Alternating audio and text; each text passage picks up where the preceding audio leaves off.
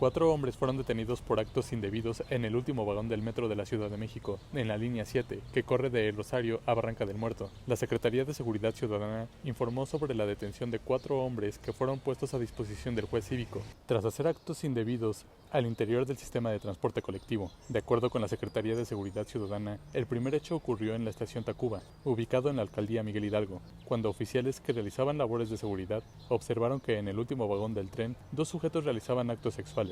Por lo anterior, le solicitaron bajar del vagón y quedarse detenidos los hombres de 38 y 24 años, quienes fueron puestos a disposición del juez cívico correspondiente. El segundo hecho ocurrió en la estación Refinería, localizada en la alcaldía Azcapotzalco, cuando usuarios del transporte público solicitaron el apoyo denunciando que en los últimos asientos del convoy, un par de hombres que realizaban tocamientos. Los policías detuvieron a los sujetos de 30 y 33 años y también fueron puestos a disposición del juez cívico, quien definirá la sanción correspondiente.